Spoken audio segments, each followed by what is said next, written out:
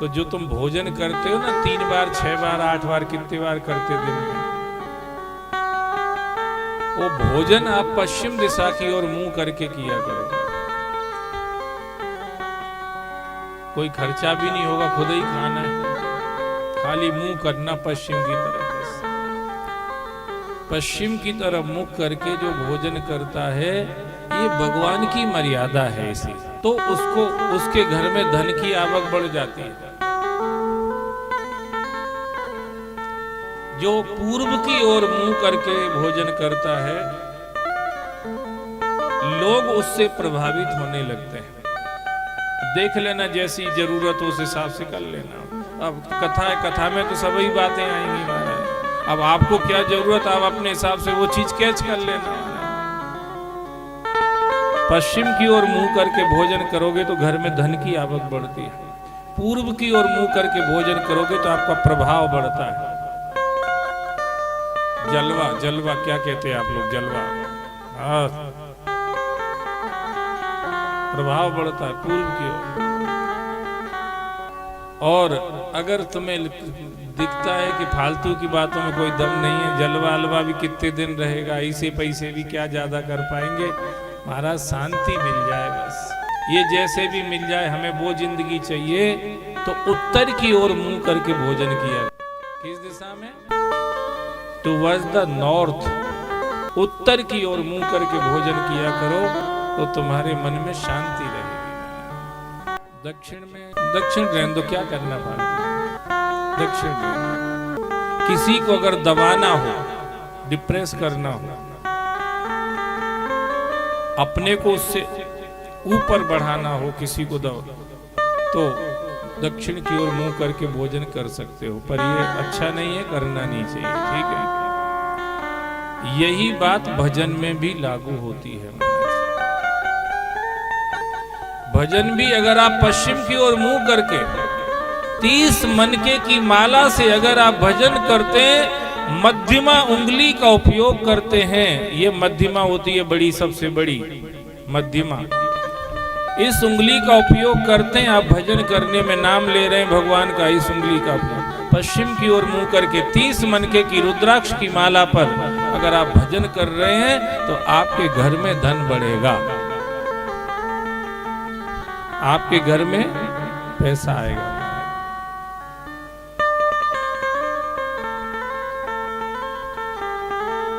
पच्चीस मनके की माला को पूर्व की ओर मुंह करके अगर आप भजन करते हैं तो आपका प्रभाव बढ़ेगा। 27 मनके की माला को अगर आप उत्तर की ओर मुंह करके भजन करते हैं आपको सुकून मिलेगा। 15 मनके की माला पे अगर आप दक्षिण की ओर मुंह करके करते हैं किसी का नुकसान करने के लिए तो उसका नुकसान भी हो सकता है, इसलिए इसको सब भूल जाना, ठीक है। ये काम अपने को नहीं करना है।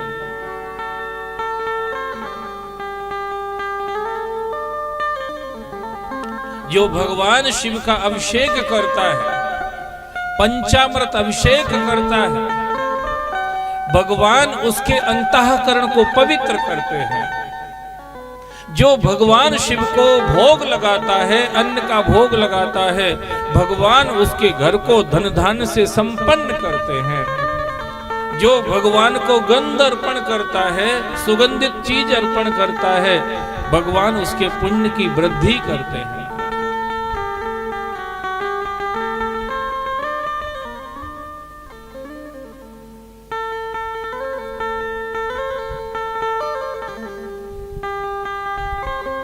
तो नंदी शिव जी के सामने बैठे रहते हैं, इसलिए नंदी को कभी नजर अंदाज मत करिए।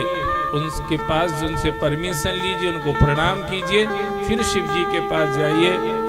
अत्रि और अनसुईया चित्रकूट में एक घास फूस की झोपड़ी में रहते हैं।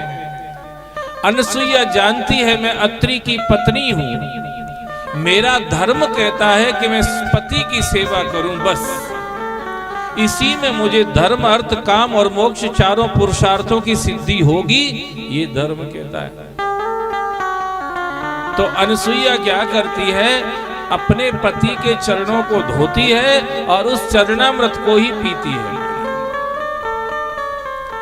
इससे उसका पुण्य इतना ज्यादा बढ़ गया, इतना ज्यादा बढ़ गया, इतना ज्यादा बढ़ गया कि उसकी कीर्ति चारों दिशाओं में फैलने लगी। महाराज नारद जी ने जा करके ब्रह्मा की पत्नी सरस्वती, विष्णु की पत्नी लक्ष्मी और शंकर की पत्नी सती को जब ये बताया कि तुम भले ही बहुत स्टैंडर्ड घराने में रहती हो, ठीक है तुम्हारी जगह तुम, पर अनसुईया के इस टक्कर में अब तुम नहीं हो। अनसुईया तुमको ओवरटेक कर रही है, ओवरटेक अनसुईया कैसे कर रही है? वो मृत्यु लोक में रहती है, हम अमर लोक में रहते हैं, वो हमारी टक्कर में कैसे आ जाएगी? बोले धर्म बहुत बड़ी चीज है, धर्म बहुत बड़ी चीज है, वो मृत्यु लोक में रहने वालों को भी अमर लोक से ऊपर पहुंचा देता है। धर्म इतनी बड़ी चीज है। वसंत यत्र सर्वे पुरुषाः वैकुंठ मूर्तयः ये अनिमित्त निमित्तेन धर्मेण आराधयन् हरिम। जो धर्म पूर्वक हरि की उपासना करता है, ये धर्म ही उसको उठा के मृत्यु लोक से अमर लोक में पहुंचा देता है। इतनी बड़ी चीज है धर्म। तो अनसुईया अपने धर्म में स्थित है, पति की सेवा करती, पति का चरणामृत लेती है, इसलिए उसकी टक्कर में आज की डेट में दुनिया में कोई स्त्री नहीं है। अब तीनों को आग लगी। माताएं बहुत अच्छी होती हैं, बोलो सब माताओं की।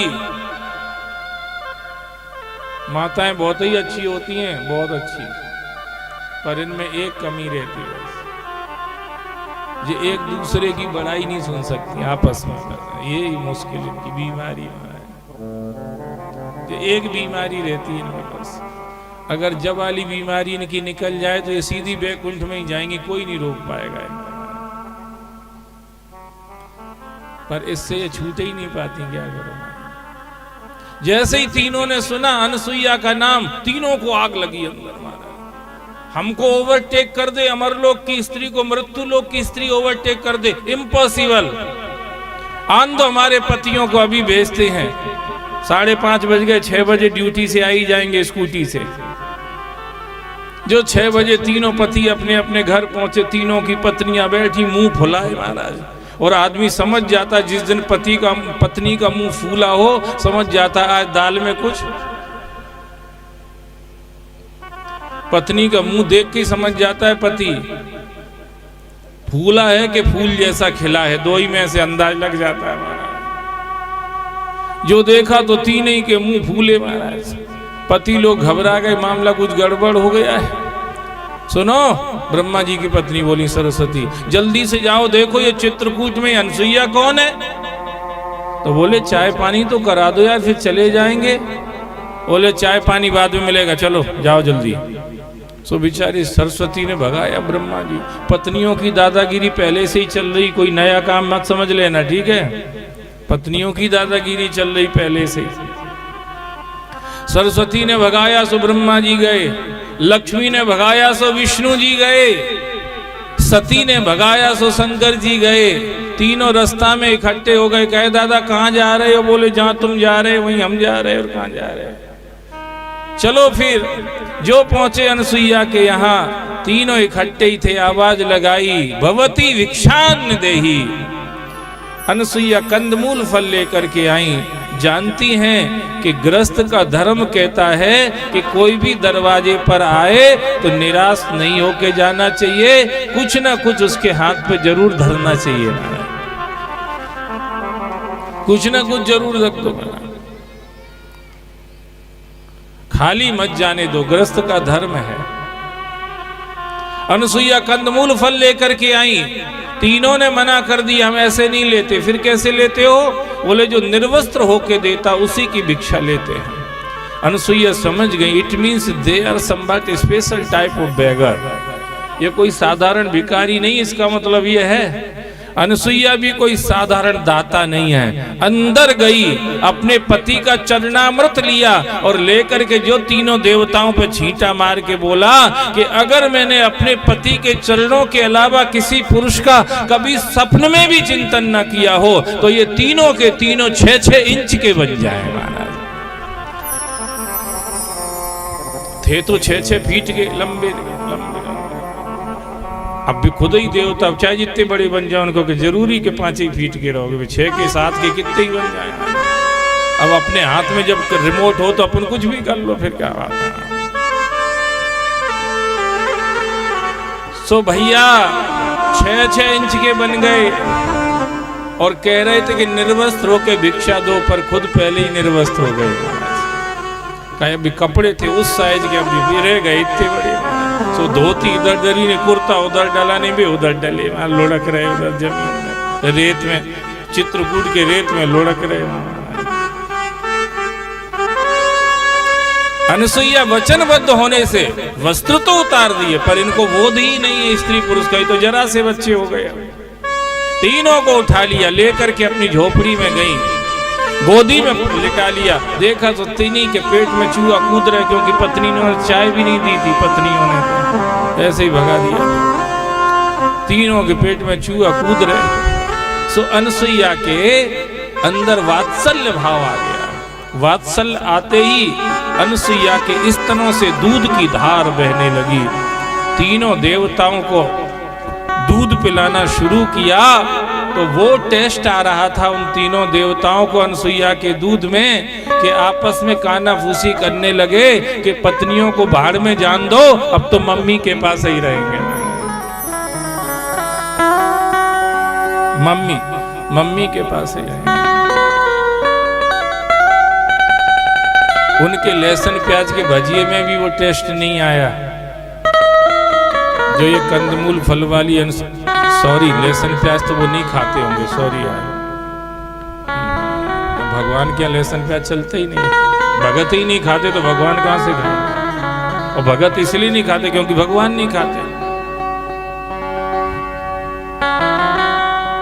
भक्ति करना कोई आसान चीज थोड़े ही है। तुम सोचते ये तो ये कछु नहीं बना सो सीताराम राधे श्याम ओम नमः शिवाय करने लगे, ऐसा नहीं है। कर देखे सब कर्म गुसाई, सुखी न भय अबे की नहीं। सब खा के देख लिए हैं, सब करके देख लिए, पर सुखी न भय अबे की नहीं। जो सुख पायो राम भजन में, सो सुख नाही अमीरी में, मन लागो मेरो राम फकीरी में। आसान नहीं है। जो लहसुन प्याज नहीं छोड़ सकते भगवान के लिए, वो क्या भक्ति कर लेंगे।